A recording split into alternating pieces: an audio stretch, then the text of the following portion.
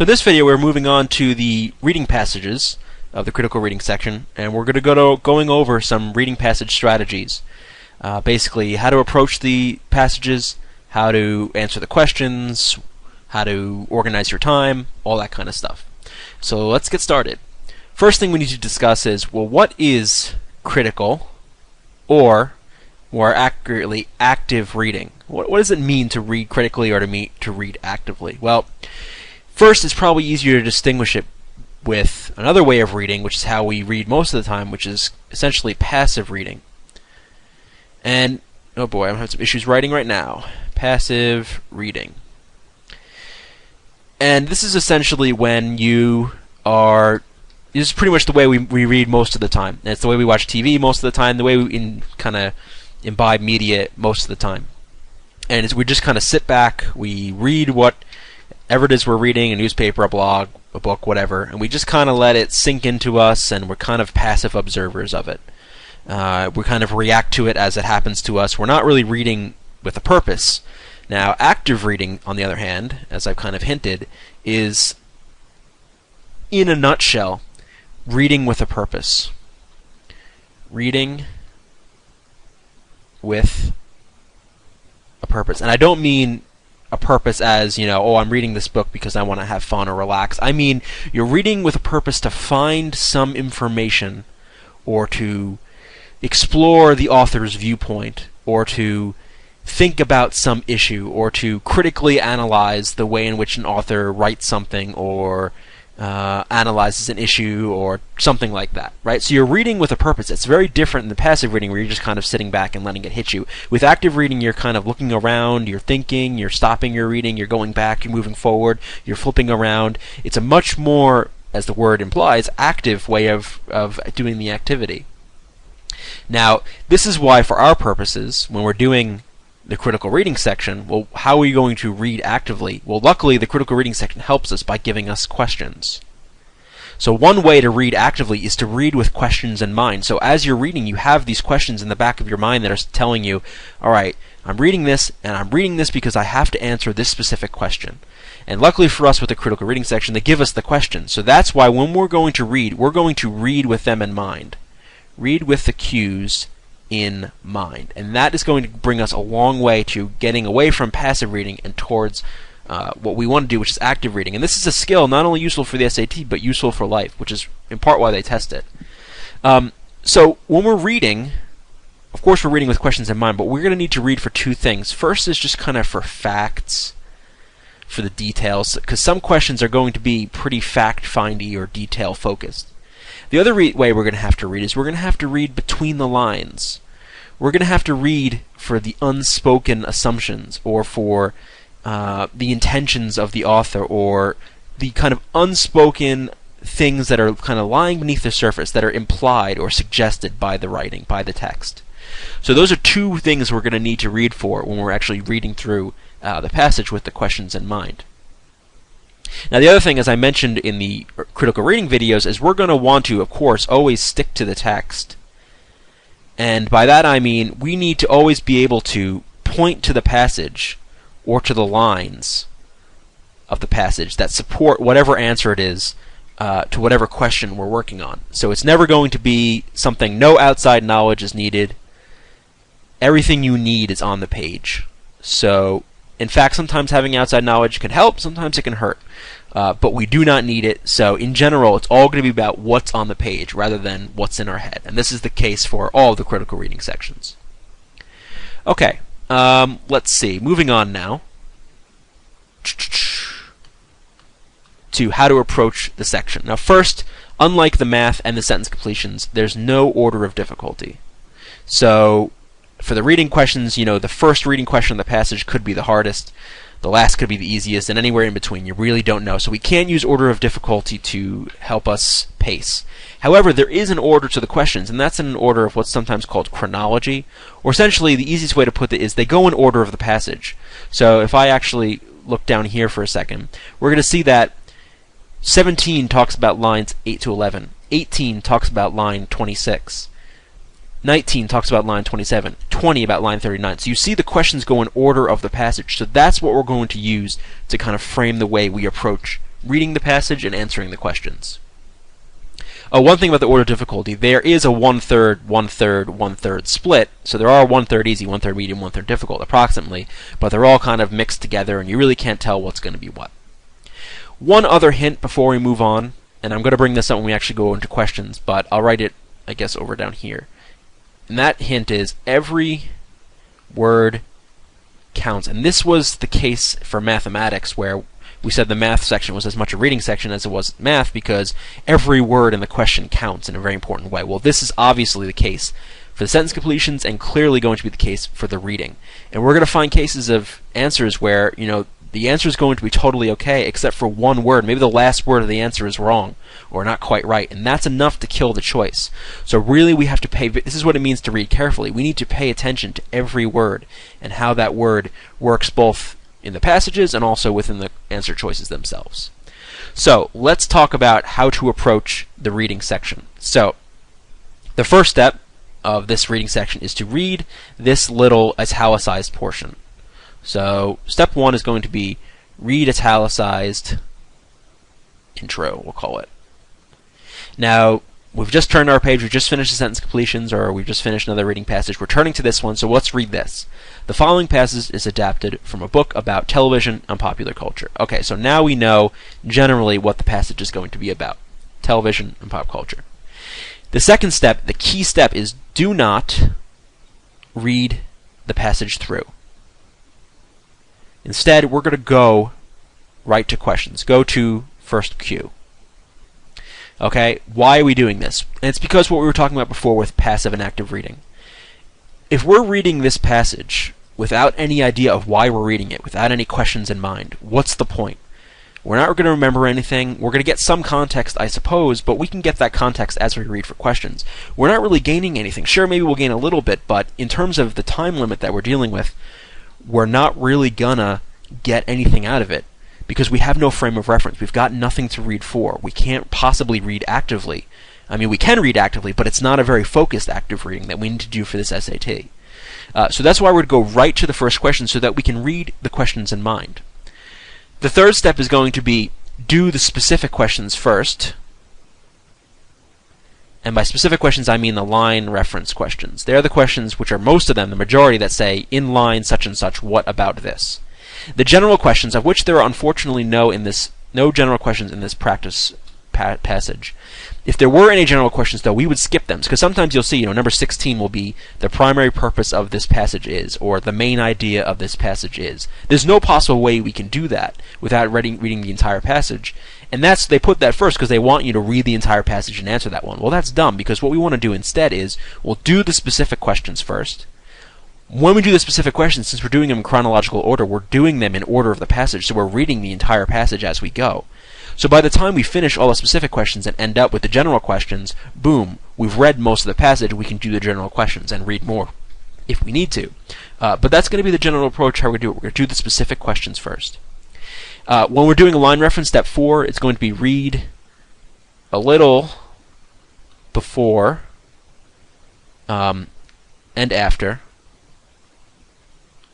line reference. So we're not, if it says line 42, we're not just going to read reference. We're not just going to read 42. We're going to read, maybe a little bit above it, a little bit below it, just to get the context. We can't read it on its own because we may not be able to understand what it's trying to say. Now here's a key important step, and it's very similar to what was going on in the sentence completions and something I mentioned in the first critical reading video. And that is this. Once you've read that appropriate section, you want to come up with your own answer, or your own idea of what you might expect when you should go to the answer choices.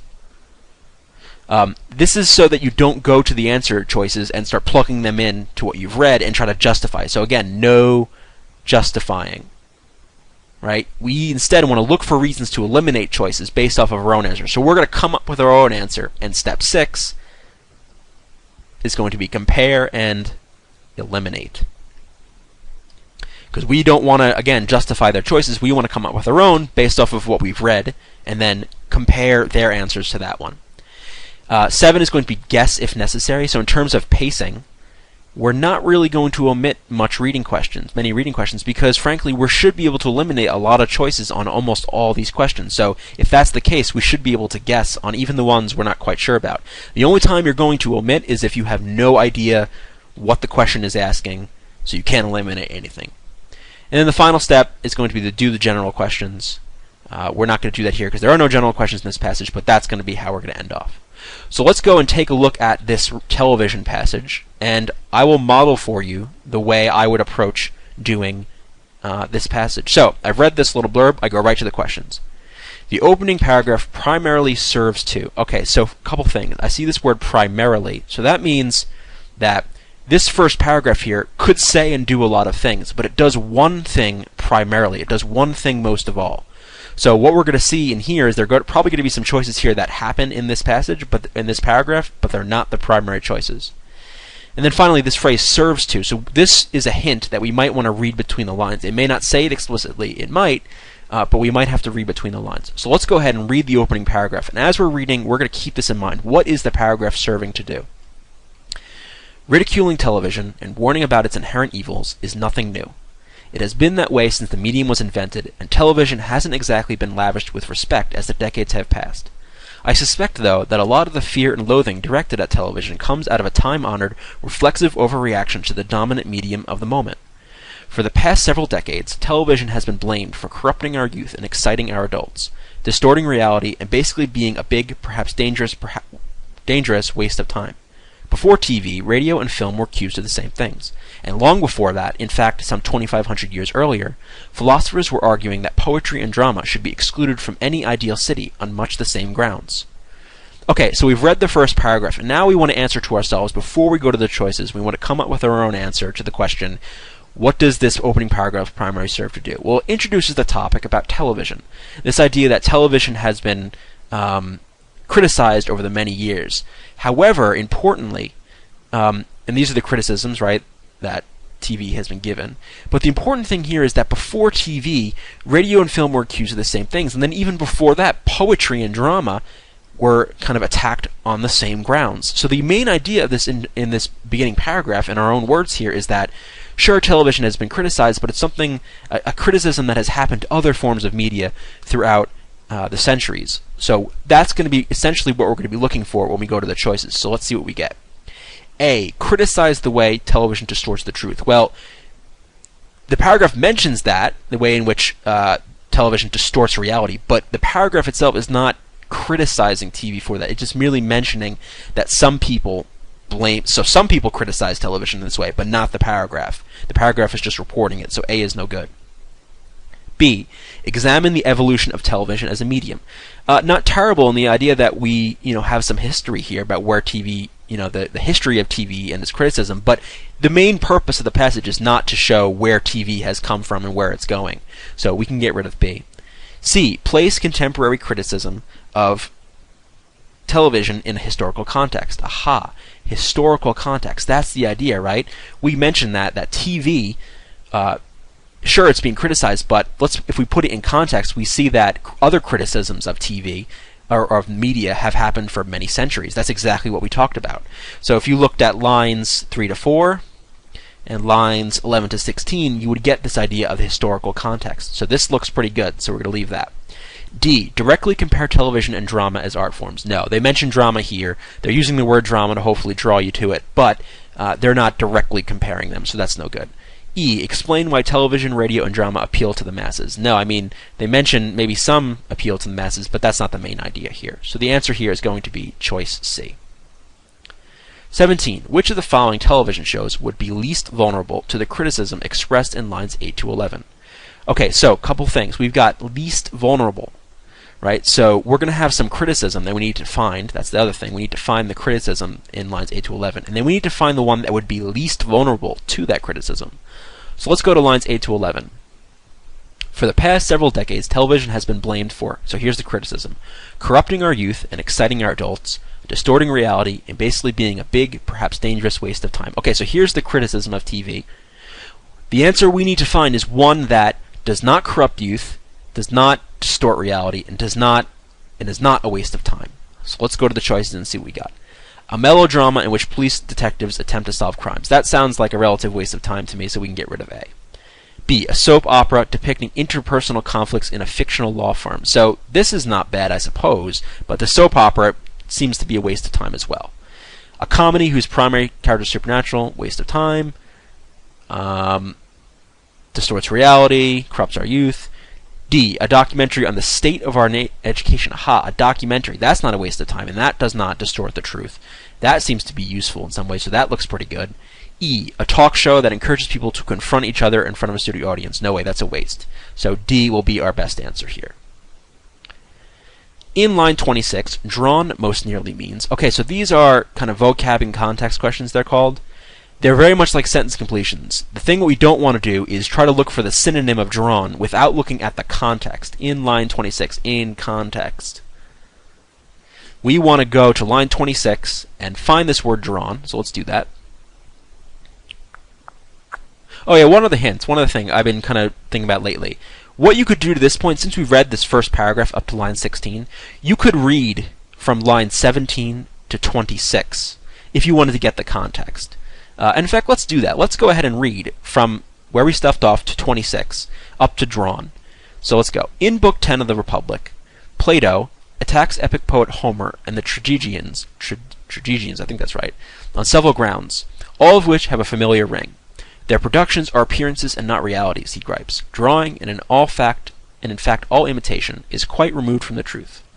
The audience, as well as the art form, troubled Plato, whose remarks are colored by implied disdain for the popularity of public performances. The common people, as Plato so charitably calls them, are drawn to peevish and diverse characters. So drawn, here's our word. Well, what do you want to say here? What we want to do is we want to cross out the word and come up with our own word, just like a sentence completion. Imagine there's a blank here. So the common people are blank to peevish and diverse characters. Well, I like attracted, or maybe interested, or are liking to. They like peevish and diverse characters. So that's something we're looking for. We're looking for something like attracted. So brought and drawn, no. Depicted and drawn, that is like a synonym of drawn, so no good. Selected and drawn, that's like a synonym, like when you draw something out of a lottery. You draw a number or you draw a card to select, no good. Attracted, yep, that's my word, so that works. Shaped, no. So the answer here is D. Attracted fits best in context. Let's look at 19. Which of the following best characterizes Plato's view of the heroes mentioned in line 27? Okay, so we're back at the heroes. So let's read a little bit before to a little bit after 27. And we want to find out what is Plato's criticism of the heroes that he mentions in line 27. The common people, as Plato so charitably calls them, are drawn to peevish and diverse characters, such as Odysseus and other heroes in the Iliad and the Odyssey, who, to Plato anyway, engage in such questionable displays of emotion as spitting out a long melancholy lamentation, or disfiguring themselves in grief. To Plato, bearing such intimate sorrows is not to be condoned. So basically, why doesn't he like these heroes? Well, he doesn't like them at all, right? Their behavior is not to be condoned. They are peevish and diverse. Clearly, he does not like these characters. He is not of a positive opinion. So we're looking for something negative. Admiration? No, that's positive. He doesn't admire the characters. Is he curious about them? Maybe, but that does not come directly from the passage. So that's no good. Distrust? Well, he doesn't distrust them. It's very hard. How would you distrust a kind of fictional character, first off? But it doesn't really come off as distrust. Certainly that's negative. You could leave that, but I don't think that fits. Disappointment? It's negative, but he's not really disappointed in the characters. He didn't really have any expectations for them. He just simply doesn't like them. So finally, contempt. Yes, he is contemptuous of those characters. He does not like them. He looks down upon them. He sees them as kind of inferior or bad in some ways. So contempt is our answer. Now let's go to 20. The academic, line 39, indicates that Plato was primarily characterized by his... Okay, so let's read up to line 39 from where we left off. So, clearly he would have given thumbs down to the central characters of Shakespeare's Hamlet and Macbeth. If you receive the pleasure-seasoned muse of song and epic, Plato warns, pleasure and pain will be kings in your city instead of law. Finally, Plato sums up his anti-arts argument with a cold, sweeping pronouncement that poetry is not to be taken seriously. So now here we go. We want to figure out, in line 39, how the academic characterizes Plato, essentially. One academic who has studied and written extensively about both Plato and television suggests that Plato, rather than being anti-arts, was merely an elitist. Okay, so there we go. He characterizes him as an elitist, so we need something that means something like elitist. So Plato is characterized by his insight. Well, certainly he was insightful, but that's not how our academic in the text talks about him. Artistry? Sure, I'm sure he had some artistry, but no, that's not what's going on. Cynicism? I wouldn't say he's cynical. That doesn't come off necessarily. Irreverence? I don't say he's irreverent. Snobbishness? Yes, that is perfect. That mixes exactly with elitism. So that's our answer. 21. The primary purpose, so again, primary. The primary purpose of the statements in lines 39 to 45 is to, well, let's read 39 to 45 and ask ourselves, what is the primary purpose of this? So, one academic who studied, rather than was merely an elitist. Plato wanted to ban poetry readings in live theater, the argument goes, because being free and accessible and raucous and extremely popular, they were the mass entertainment of that era. If, instead of tragedy and poetry in Homer and, I'm going to butcher this, Aeschylus, I don't know, you read mass entertainment of popular media, you'll recognize Plato's arguments as the ancestor of all the reasons we have today for being suspicious of television. Okay, so let's see what's going on here. This academic is kind of picking up off of this anti-arts thing that came up here, right? His anti-arts argument. And he says, well, maybe he's not anti-arts and he's elitist. And then he kind of goes into some detail about both how he's elitist in the sense of that he's kind of against this mass entertainment idea, but also how it relates to the issues we read today about television, the same kind of arguments popping up today. So this academic is responding to earlier arguments in this, or at least this specific earlier argument, but then he's important for what the main passage is about. So this paragraph is essentially referencing stuff earlier in the text. So let's go and see what we've got here as choices. A. Provide an interpretation of a viewpoint described in the previous paragraph. Perfect, right? This is the anti-arts thing. His interpretation is it's not necessarily anti-arts, it's just elitist. So that's perfect. B. Show how Plato's use of politics should be understood in today's terms. Well, they certainly mention today's terms, but that's not the primary purpose of what's going on here, so that's no good. Again, it's about the primary purpose. C. Put divergent interpretations of Plato into historical perspective. No, they don't really mention much history here. I mean, they do, I guess, put him into historical perspective to a certain extent, but that's not the primary purpose. D. Account for the appeal of Plato's writings. No, they don't mention that at all. E. Signal a digression in the passage. I guess it's a digression, but that's not the primary purpose, is to signal that digression. It itself is the digression. So the answer here is A. Alright, moving on to 22. The fourth paragraph, lines 50 to 56, indicates that Plato's principal objection to poetry was its. Alright, so now let's read 50 to 56 and figure out why why Plato rejected poetry. To wit, poetry, by which Plato means drama, confuses us between appearance and reality. Okay, the action it presents is too extreme and violent. Most important, it's a corrupting influence, perverting its audience by bombarding it with inferior characters and vulgar subjects, and constituting, in Plato's own words, a harm to the mind of its audience. Alright, so what is his criticism against poetry? Well, it corrupts, it perverts, it harms the mind. There we go. Let's look for that choice in the answers. Is it because it's confusing language? No. Its widespread popularity? No. Depiction of turbulent events? Hell no. Influence on people's morals? Yup. Misrepresentation of historical figures? No. So this is the closest we get, right? Influence on people's morals. This is the corrupting. This is the perverting. Right, all the things he mentioned in that part of the passage. So the answer here is D. Let's try 23. The author of this passage would probably agree with which of the following statements about the utopia referred to in line 60. Well, let's go. Oh. Here we are. If Plato's Republic had become a reality, it would have been a republic with a lot of empty libraries, theaters, and museums, if indeed those repositories of the arts would have survived at all. Plato's personal utopia, never came to pass. But throughout the centuries, wherever and whenever a new medium of artistic expression attracted a lot of people, someone has been ready, waiting, and eager to attack its content and fear its impact. Alright, so if the utopia had come to pass, these things wouldn't have happened, right? There would have been no libraries, no theaters, and museums. So let's go to the choices and see what we got. A, it would have encouraged new artistic ventures. Author does not mention that. That's gone.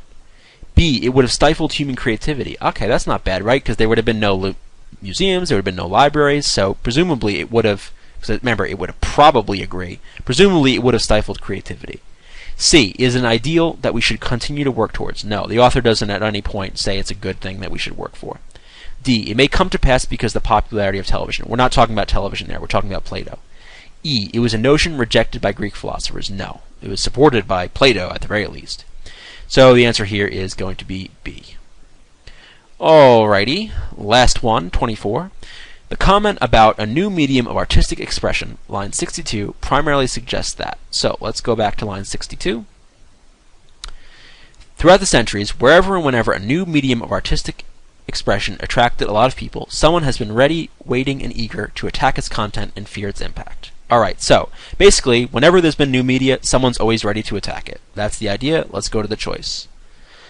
The author holds a fatalistic view of the future for artistic expression. I wouldn't say that. I mean, this isn't terrible, but we're not talking about artistic expression. We're talking about media. We're talking about, TV ways of expression, not necessarily artistic expression in general. We'll leave it, but it's a little weak. Certain societies in the past have been slow to accept new art forms. That's not really what's being suggested there. C, people, because we're not talking about certain societies, it's talking about more general than that. C, people often disguise their true feelings when it comes to art. No. D, the popular response to a new art form will often overcome opposition to it. Does not mention that.